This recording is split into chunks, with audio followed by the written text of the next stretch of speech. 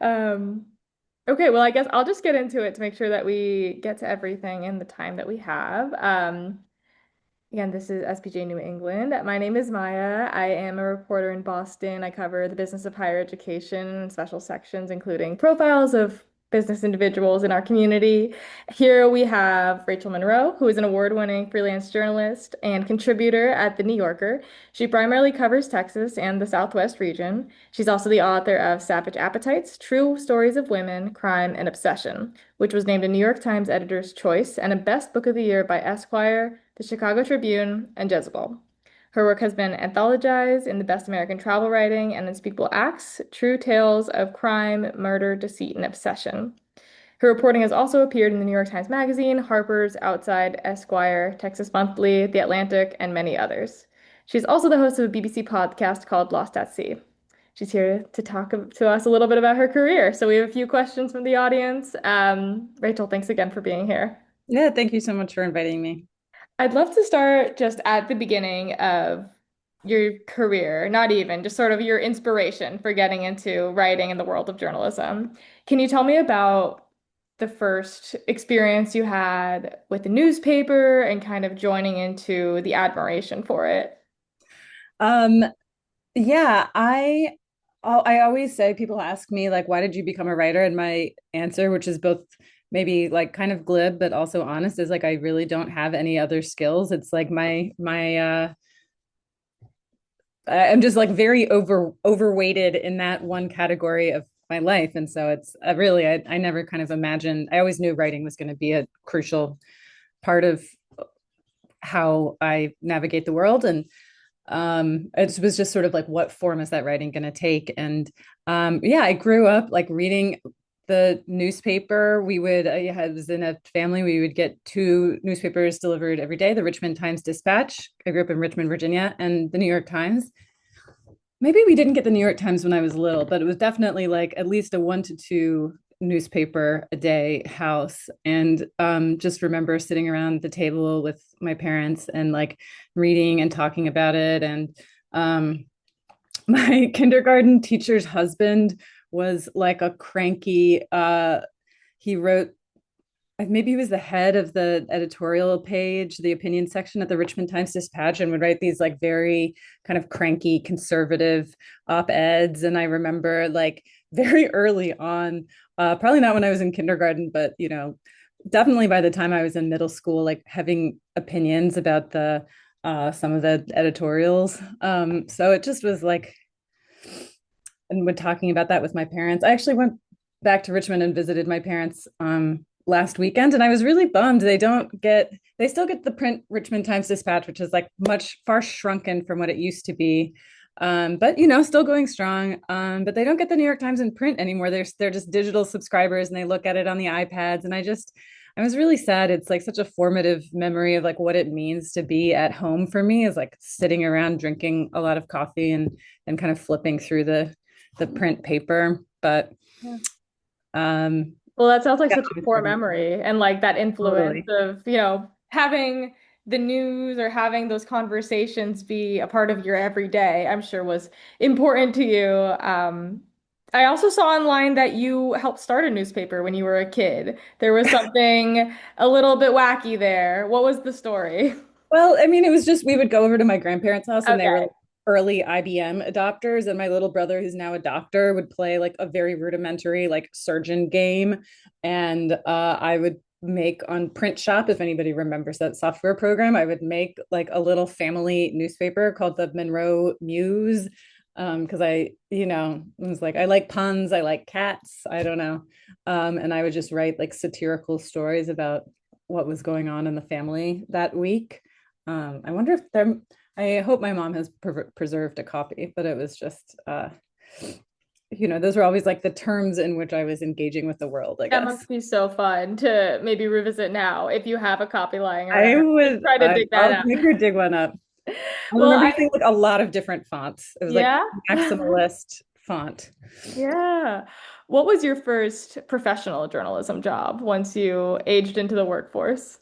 I mean, honestly, I never really I was freelance until this New Yorker job. So um, it was always kind of I yeah, I never was on staff anywhere else. I kind of started out freelance and carried that through for the bulk of my career. I my very first like freelance pieces were for the Baltimore City paper, an alt weekly in Baltimore where I was living, which no longer exists, sadly. There was one story, I guess fairly early on into the freelance career that stood out for a Livingston Award and getting nominated for that category, Hmm. features that matter. And the headline of that was, "Have you ever thought about killing someone?" Can you tell me about coming up with that story?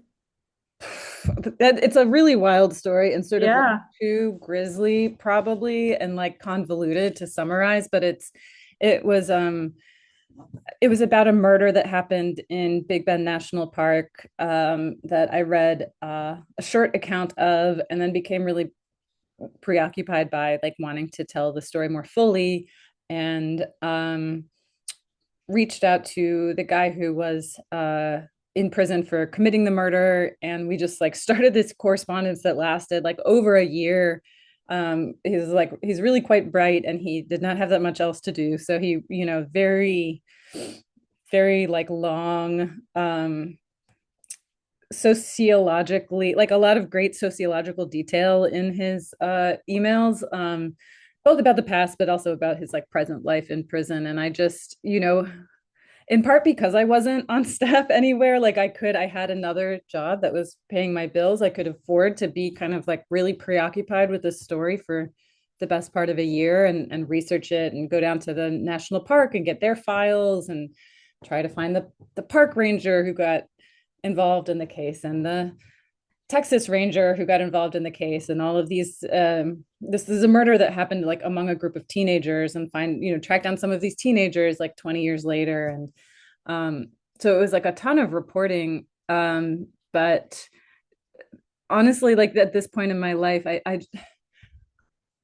I never really thought that I could have a career in journalism. It always felt like um, a creative outlet, a passion project, like a hobby kind of devalues it a little bit. But I was not thinking in like terms of cost benefit analysis. I just spent so much time, I guess is what I'm saying, on researching this story and writing it. And and that I feel really grateful for like being able to write in that way. That was always sort of my way of approaching things. I Yeah. got an MFA in fiction, and I think I just had this kind of short story writer mentality in a way, which is that like which is very different from like a newspaper approaching Sure. things like a newspaper writer where it's like you got to write this really fast and like kind of succinctly.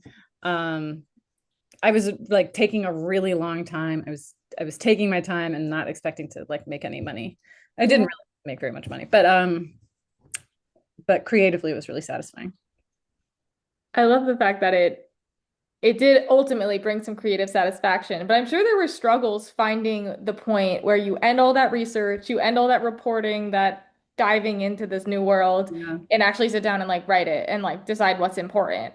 Yeah. How did you navigate that process? Or how do you navigate processes where you're collecting information and you decide now is the time to start telling the story? Well, I find myself kind of writing as I go just to help me almost like organize my thoughts. So even when I'm in the midst of reporting, if I have something that I know is going to be a scene or just like a piece of research that I know is going to be kind of built like part of the scaffolding of the story, I'll kind of like write that part of it. So I'm not like writing starting from the beginning of a piece and then writing all the way through. There'll be parts that I will kind of fill in and then parts that are not filled in at all. Um, that particular story was an interesting one because it was, my career has like, I don't know, all of us have traced interesting paths as like technology, the technology and money and like the way to publish stories and where we're going to publish them and who's going to pay for them and where do you find the audience, like that has changed so much over the course of my career. Everybody can relate to that, I'm sure. So this particular story was for like what at the time was like an online magazine called Matter, which was through Medium, which is like a very different thing now. And they like initially were like, we want to do serialized stories, like Charles Dickens or something, so they had like a ton of tech money and like very kind of ambitious ideas about new forms of storytelling. And then that kept changing, very rapidly. And I was just sort of trying to like, are we going to, am I doing this episodically? Am I doing this like all at once? You would write it kind of differently if you're releasing it in chapters versus releasing the whole thing. I think Serial had just come out, so they were like thinking about that. So that was like an interesting challenge for this piece too, was like it's very different than writing for the New Yorker, which is a place with such a strong house style, like such a sense of tradition of like, this is how we do things, this is what a New Yorker story looks like, this is where it's going to live, this is the audience kind of knows what that means. But it's been fun to do both. How do you find blending a strong sense of the personal storytelling with a more traditional outlet that you kind of said it yourself, like there's kind of a New Yorker brand. There's kind Yeah. of a approach to stories when you're reading them online or in print. How do you navigate that? It's interesting. I think I think there is more. If you look at the New Yorker of 2025, the pieces that are published, there's a lot more room now for like the eye in journalism. I think probably if you look back a decade, certainly 2 decades at pieces in the New Yorker, that would have been like much more.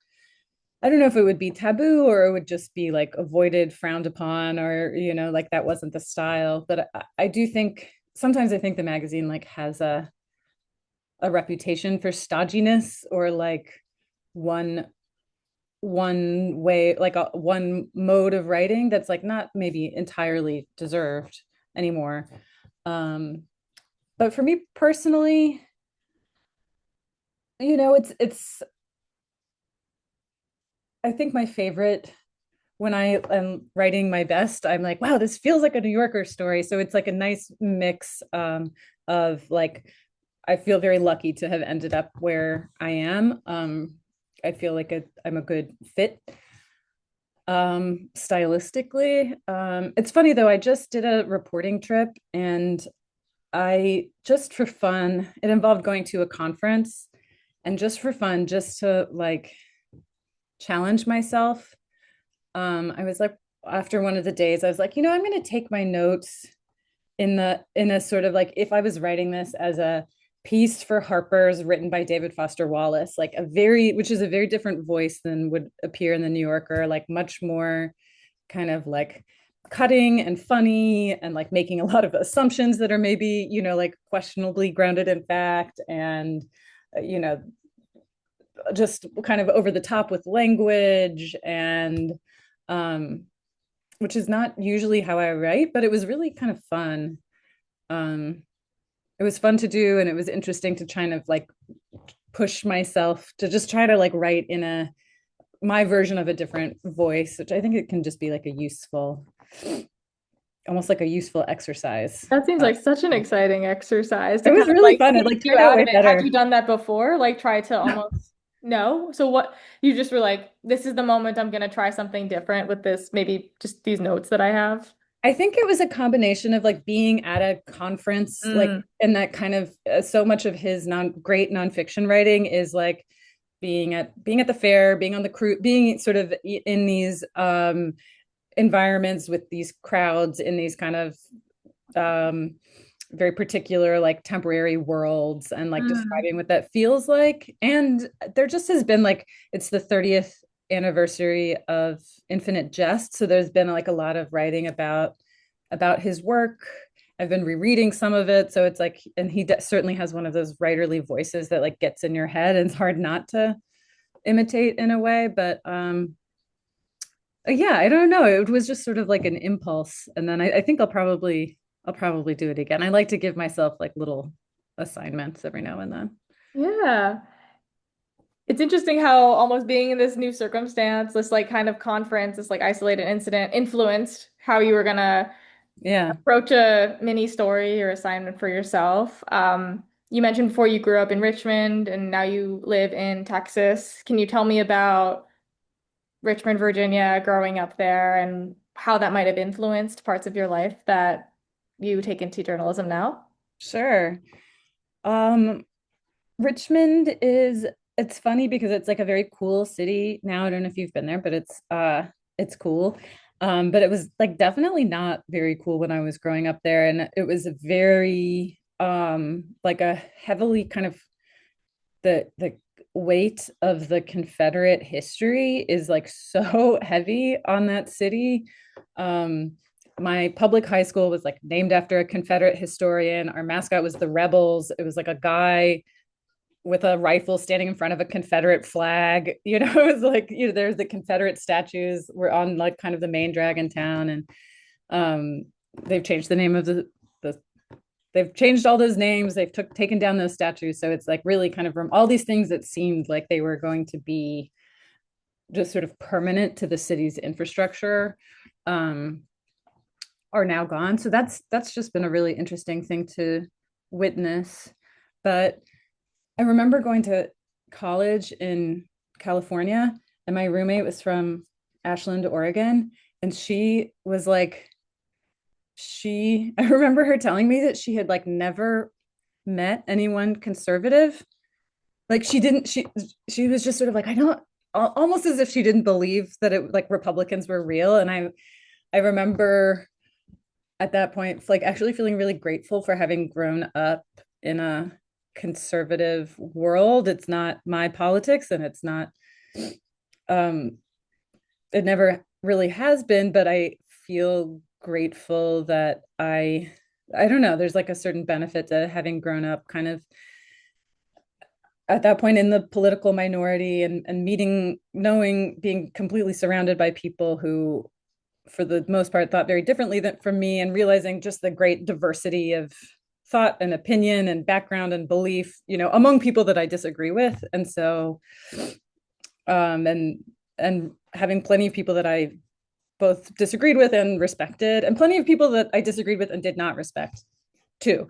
Um, and so I think that has shaped my work in some sort of like uh, ways that are maybe hard to completely pinpoint, but that feel important. Like the Texas is very distinct from Virginia, and Texas is very much its own thing, but it's not maybe as it's not a world that's completely exotic to me, I guess, as it might be um, to other people. I don't know if you can hear my cat Yeah. whining. I apologize. That's okay. You may hear my laundry in the background. So everyone's gotta do what they have to. That sounds like a lot of information. Oh, so cute. Cute cat. Um, that sounds like a very informative perspective. And you mentioned you're in Texas now. Where in Texas do you live? I live in Austin. You live in Austin. Okay. Yeah. Was there a point where you lived in Marfa, I Texas? was in Marfa for 12 years. So Okay. the, Okay. the Austin thing is fresh. Okay. Well, can you tell me a little bit about Marfa? Because I feel like people don't know that place as much as Austin. Totally. Yeah, Marfa, for people who don't know it, it's like a small town in the desert in West Texas, maybe 70 miles from the Mexican border. The closest city would be El Paso, probably 200 miles away. And it's known as a kind of like artsy town. Donald Judd, the artist Donald Judd, came there in the 70s and made it his home base. And there's kind of like a art outpost world that's developed there since. And it's a very small town. It's like 2,000 people, less than 2,000 people. Um, and but you know, it like punches above its weight creatively. There's like a lot of really amazing writers, a lot of poets, a lot of artists, a lot of brilliant people. And it's also a town with like a great kind of local news, which is so rare for a rural place, particularly a rural place in Texas. They've There's a weekly paper there called the Big Bend Sentinel, and a great public radio station, Marfa Public Radio, and they've been doing really good work on. They kind of have been breaking this story about the this proposed border wall that was kind of a lot of like the proposed border wall through the Big Bend National Park, which I think none of that would have been uncovered. It sort of seemed like that was like proceeding pretty far, kind of under the radar, and they've broken this news and made it something that people know about, which is an amazing thing to do for like these like rural small town newsrooms. I remember there was a bit of a story about you doing an unlikely interview near Marfa in a big steel tank. Oh gosh. What's Yeah, the that was deal cool. there? What happened? I think the tank is still there, but there's like not a ladder. So it was this very cool, like kind of it was right by the railroad tracks. I assume it had something to do with the railroad, but it was like a spring fed, like huge water tank, maybe, I don't know, like 30 or 40 feet high. And there was like a ladder. You could you could kind of climb up it and like float in it. Um, which was really cool. I think it was also like incredibly dangerous. Uh, and I think they've removed the ladder for like probably for liability reasons. But yeah, I did a cool interview with the poet Eileen Miles there. Um, they're just they live part-time in Marfa now, but this was like when they were first visiting. And that was, just wanting to like have a good setting for, and I think I was trying to show off for them. But then I at the time, this is like before I didn't have a smartphone. I didn't have a smartphone until like 3 years ago. But so I had like a little audio recorder, and I like at the end we had this amazing interview, and at the end of the interview, I like as I was climbing out of the tank, I dropped it and it fell kind of in the water, like 30 feet in the water. There was no way of getting it back, and it's like a true nightmare. Oh no. What did you do? How did you move I mean, forward? Eileen is like a really good sport. So I was like, okay, I just went home and like wrote down everything that I remembered and then kind of ran it by them. I was like, this is sort of like how I think you said this.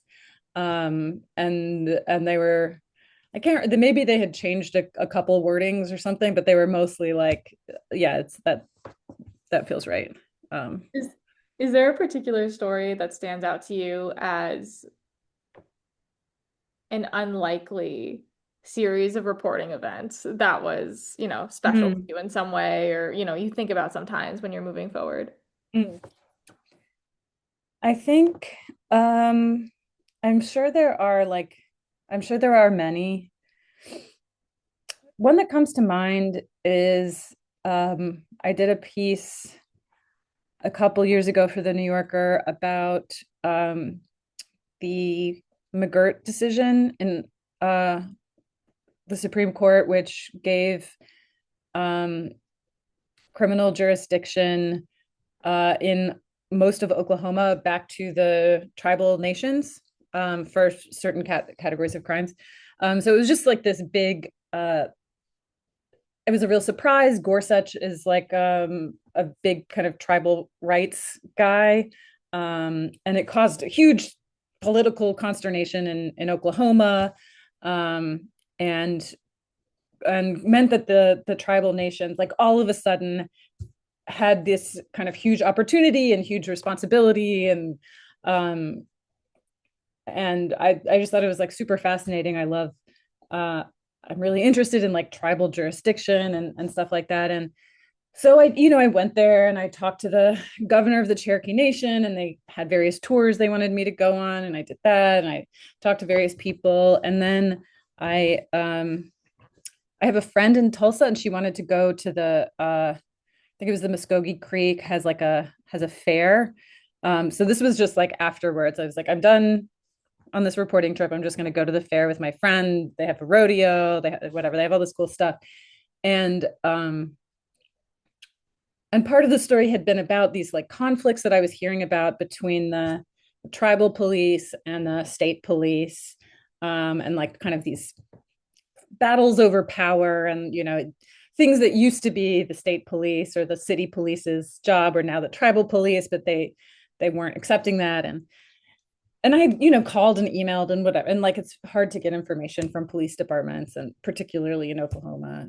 Hadn't gotten anywhere. And then we were at the fair and I was like, oh, I wonder, like Muskogee Creek tribal police were some of the ones I was interested in. I was like, oh, they're here. They're the like security for the fair. And I just kind of like went up to somebody and was like, are you guys like, what do you think about that?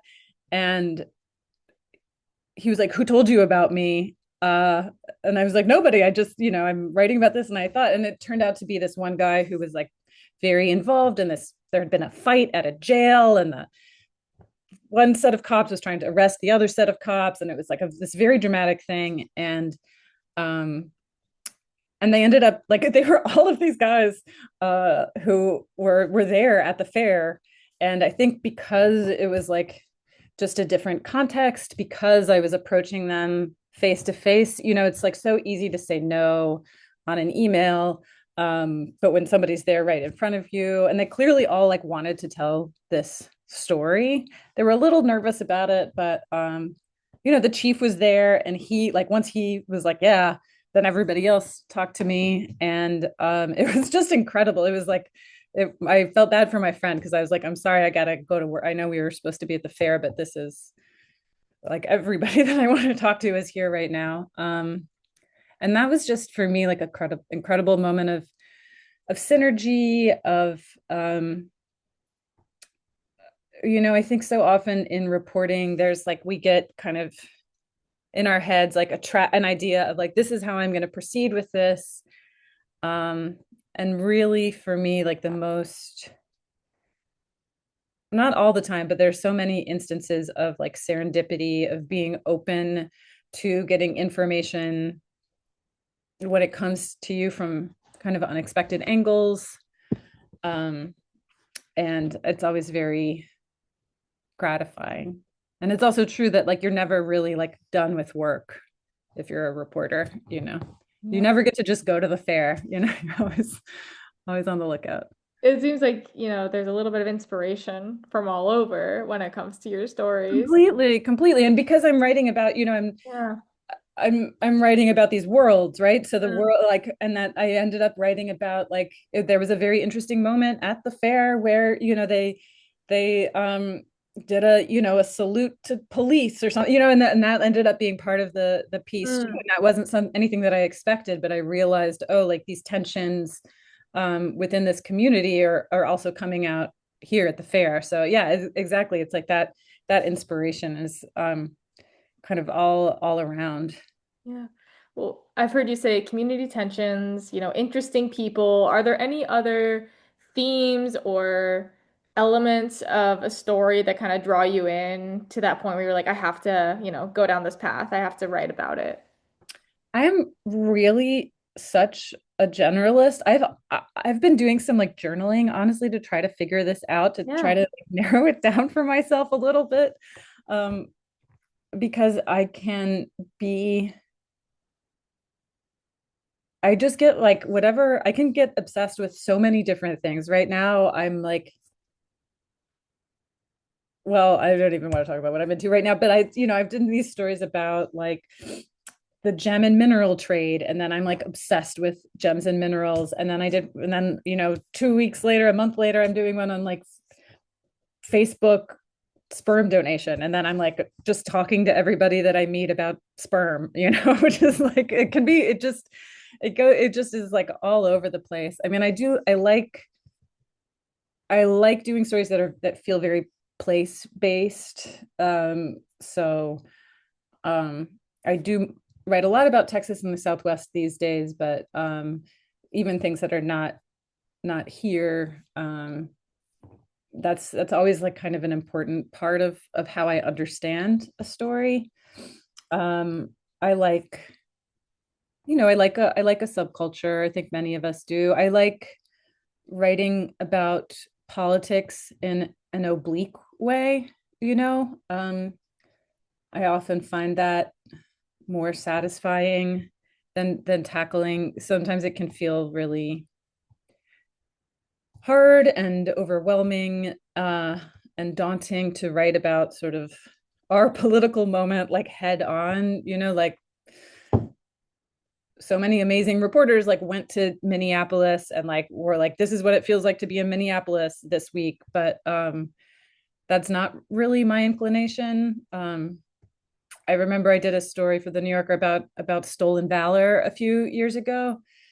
And my editor was like, I love how this is a story about cancel culture that never uses the phrase cancel culture. And I was like, oh yeah, you're right. It is. It's so approaching those things from sort of surprising angles, um and I really love character, like a surprising, endearing, strange character, who welcomes me in, somebody who's been like really obsessed with something for a long time and like hasn't really those are such good sources for me, who like, because they often are just so happy to have somebody there listening to them, and I get so much delight, so much vicarious delight from other people's obsessions. I did a story last year about, there's a lot of news about the Texas lottery and this scheme that had been, to kind of buy all of the potential lottery combinations and kind of guarantee a win. And I remember there was a woman who has this website that's like the most like, she created it in 1999 and has like not updated the aesthetic since. And she's like an obsessive chronicler of the Texas lottery, and she knows everything about the Texas lottery. And I got her on the phone and I was like, I have never been so happy in my life, because she's just an amazing character. She has like a great voice. She's really funny. She's very weird. She's just, and she basically knew that this scheme was happening before anybody else did, because she watches the lottery so closely, and she saw that the number, it didn't make sense. And so she was like giving interviews on the news that night. It was like, something's wrong, something's wrong. And nobody paid attention to her, because she just sort of seems like this kind of older woman with a website with just insane graphic design. And I was just like, this is exactly, this is exactly what I want out of a story. I want, like, there's like a little bit of crime here, potential crime, alleged crime, and then somebody who's been misunderstood or underestimated, who's gonna like walk us through it. Yeah. She's amazing. We'll talk about frustrating, maybe a little bit brilliant heroes, especially women. Your book, Savage Appetites, follows quite a few who are in those what realms, all from different perspectives. Can you tell me about choosing those stories and the process of putting that book together? Yeah, so Savage Appetites is about, sometimes I call it meta true crime. It's about women who became obsessed with crimes that didn't happen to them, and it was sort of my way of working through my own fascination with true crime. And I wrote it kind of before the current true crime boom, but I think it kind of in some ways anticipates, it's not just me, it turns out, who's like, can get really fascinated and pulled in by these stories. um and it was really interesting, like the four stories in the book, which span like 100 years. It's four very different women, um, with some more sympathetic, some like very kind of not sympathetic, and um, some with kind of benevolent motives, some with maybe more questionable motives. They were all stories that I had been following in one way or another. And it was only when I just realized that, and I couldn't quite tell you why. Some of them I had written about, some of them I just, in my own like late night Wikipedia, Reddit, like indulgences, had been kind of reading about. Um, and and I remember realizing at one point I was kind of working my way around to like having an idea about writing about women and crime and obsession and realizing that I had these ideas that were already there in my head, these women that I had been thinking about or reporting about or reading about who all shared this quality that it was like they were obsessed with crimes that didn't happen to them. And I was like, oh wow, I've kind of been working on this book without realizing it. Do you have any advice for young writers who are trying to put ideas together, trying to coalesce different parts of their work or trying to work on a bigger story to understand, I guess, the top line of it all? Yeah. I mean, I think that's really hard. I'm working on a very complex story right now, and I was just thinking like how long it's been taking me to figure out like what is this story about? Like I know there's something there, and then there are little I keep writing things and deleting things and moving things around. So on the one hand, my advice is like to be okay with the fact that it takes time and make sure to like give yourself the time and the patience to try to get it right. Especially, I think those are my favorite stories, the ones that are kind of like weaving in a bunch of different things, but those can be really hard to structure and they can be really hard to figure out kind of what's going on here. I mean, I'm a real fan of the section, I think I think putting things sort of like in discrete blocks, um, and then putting those blocks next to each other. Sometimes you'll find almost that this is sort of like some nitty gritty advice, like Oh, it's helpful. uh, craft advice, but I do think like sometimes it that almost like can solve the Mm, structural or the transition problem almost by itself if yeah, rather than sort of needing to say like this therefore this because this sometimes like letting the kind of different sections like exist uh on their own and letting them like be a little separate, um that can be really useful. And I'm not like an outliner, but I do sometimes like retroactively outline. So I'll kind of write for a little while, kind of being like, this feels like this goes here, this feels like it goes here, and then kind of pull back and say why. Often it's very a piece doesn't really gel for me until I know what the beginning is and I have a sense of where I'm gonna land. yeah. Because then that can those the beginning and the end really shape it in so many ways. And so I think if you where you begin is so important and really like sets yourself sets your reader up for like the tone, the and not in a way that you need to like have a nut graph that just says like this is a story about XYZ, but Sure. just kind of even in like subtle implication ways, like what's going to be the scope of this, what are we dealing with here. And sometimes I just write the beginning based on instinct and like look at the beginning for clues also, like again it's sort of like some of it's Yeah. like looking back at what you've already done that feels good and sort of trying to be like okay, why does that work, and then using that to give you clues going forward. Yeah. I love that. And I appreciate that advice. I think that's really helpful to understand like how to put the pieces of the puzzle together and understand that there's a point, right, that you're getting to in the beginning and Yeah. the end, and maybe the middle is just going to be a little muddy for a while Okay. until you get it there.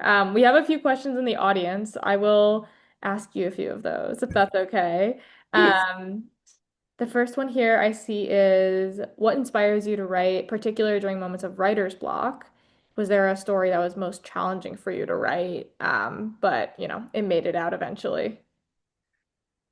I to answer the second one first. I mean, Mhm. certainly have had stories that have gotten killed, and I always try to remember to talk about that because I think that's like so not visible. That's the work that is invisible. And I remember talking to a friend of mine who's a journalist who was like had a story killed and felt so like ashamed and guilty and like embarrassed. And I was like, Carl, I've like this happens to me not like all the time, but like with some frequency. And she was like, wait, what? Really? Like she just thought it was this like she had done something incredibly wrong.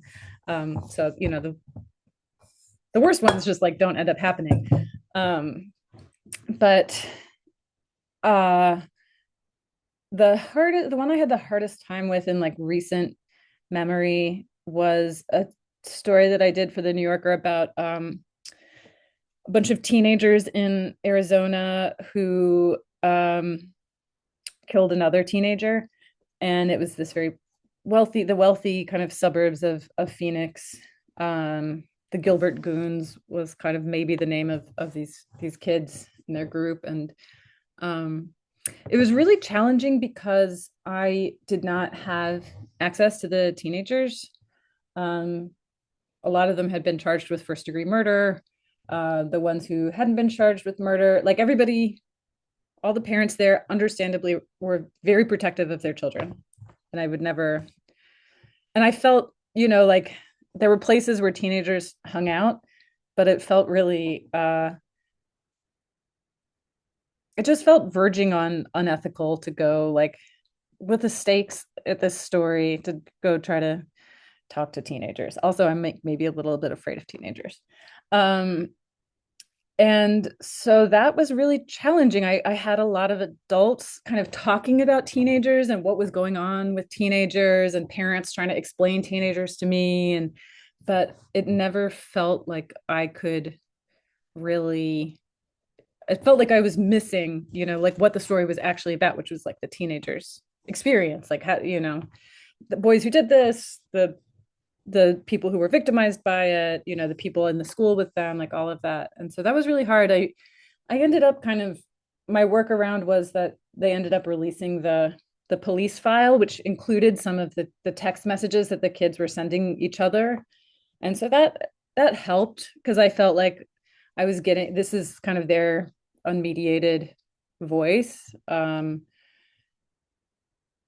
Them talking, how did they talk to each other? And that's, certainly it's like performative in its own way, but it was like, okay, I can at least get some like teen voices in here. But not being able to talk to any of them is really, I just felt like there was kind of like a wall between me and like the real story, if that makes sense. Definitely. I mean, writing a story about people when they're not talking to you, that seems That's like an fair. extreme version of the situation. Yeah.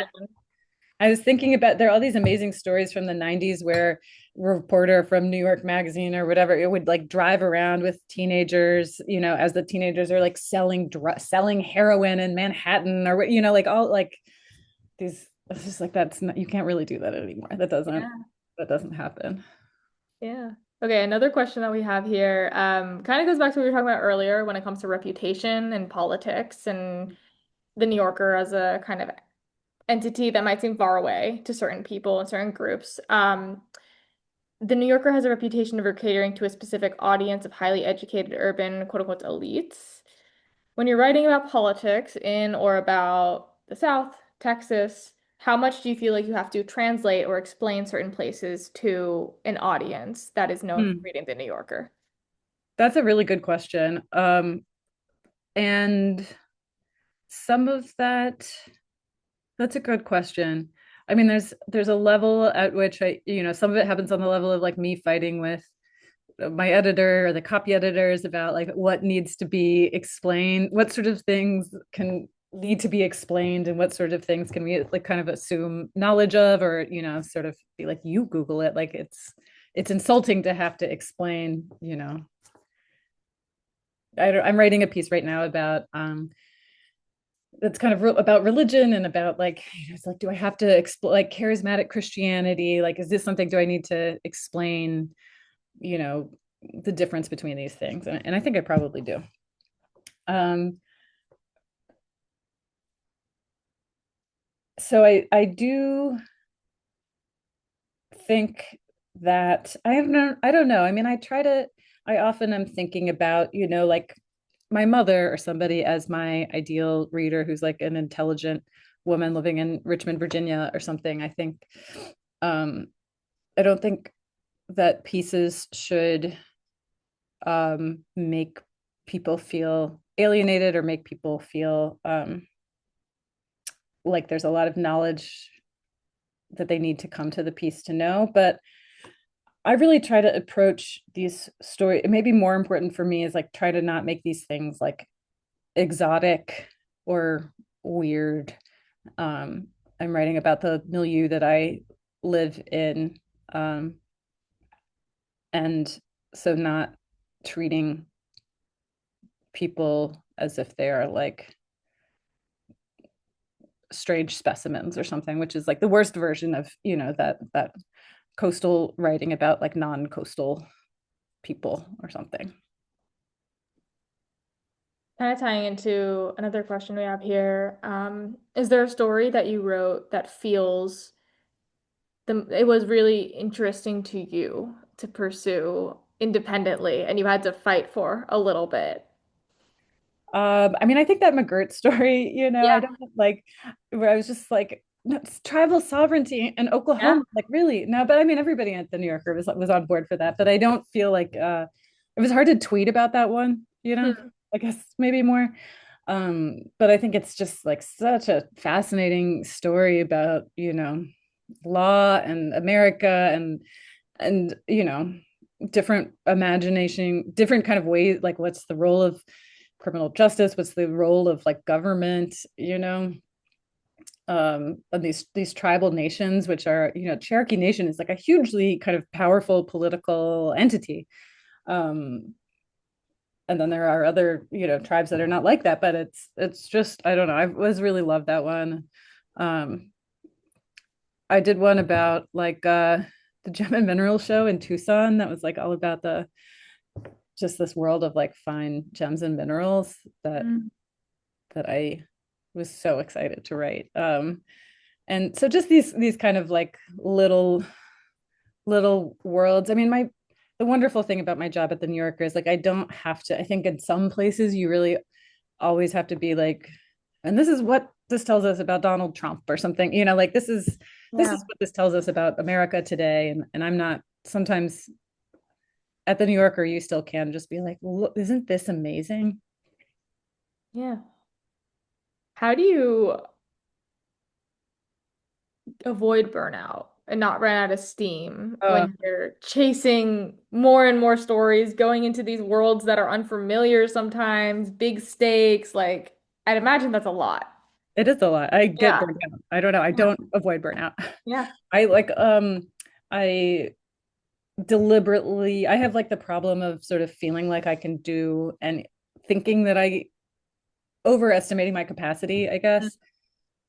So I'm trying to be like more honest with myself and like say no to things. I tried to like last year for 6 months.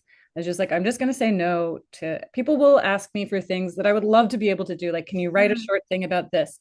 Can you blurb my book? Can you like whatever? And like I will I it's so pleasurable to me do something like this, like I love to be a Yeah. literary citizen. It's like energizing to me. But I went through a period of 6 months where I was like, I'm just gonna say no to everything and like see what happens. And I'm not gonna that's just gonna be my default is gonna be like, no, I'm sorry.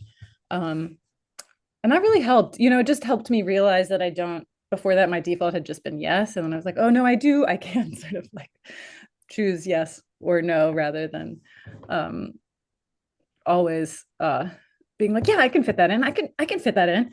Uh Yeah. that helped a lot. Just being a little bit more honest with my own capacity. Yeah. Well, thank you so much for indulging me and indulging all of us. This has And been a telling real us pleasure. your I didn't mean that. I don't mean experience. that in a way. I see that's the Yeah. problem is I just love doing things. No, no, I just want to say we appreciate it. And I think that there was so much here that I'm personally going to be taking into my writing. So thank you. Okay. Um, is there anything I didn't ask you yet that you think is really important to know about sources of inspiration moving forward at this time that can seem a little bit overwhelming and dire for us journalists? I really like more and more in my writing practice. I'm trying to remind myself like I don't it's not my job to write about everything. It's not my job to be, like I'm not the only journalist. Sometimes I tell myself that and I'm just, there's so much going on, there's so much to cover, there's so many important things happening. Fortunately, there are a lot of like amazing people out there doing that work. And so I just try to remember like the things that I can do. There are some stories that are like more clearly like kind of mine. Um, and trying to just remember because they spark something in me and like for whatever reason, and they're often like maybe more frivolous. I often like feel a lot of guilt, less than I used to, but like guilt about not doing stories that are like important or helping people or exposing things. And honestly, I'm just like not as good about that at that stuff. And there are like a lot of people who are really good who are doing it. So I'm just trying to lean more, like be more again, like honest with my capacity, honest with my own interests and skills and abilities. And like the more time that I spend on the things that like that really feel like they're mine, and knowing that, learning more about that and being truthful, um, those are the ones that are like give you back energy, versus trying to be the writer that I wish that I was. I think there's like a lot of humility to it. And I think that that can be really good. So just, I mean, it's basically just like follow your heart, that's all you can do. Yeah. Awesome. Well, thank you so much for all of your time, and thank you to everyone who joined. I think that's probably going to be where we'll end it for now. Thank you so much. That was nearly an hour of us just having a great conversation. So thank you so Bye much. bye. I appreciate it. Bye bye. Yeah, bye.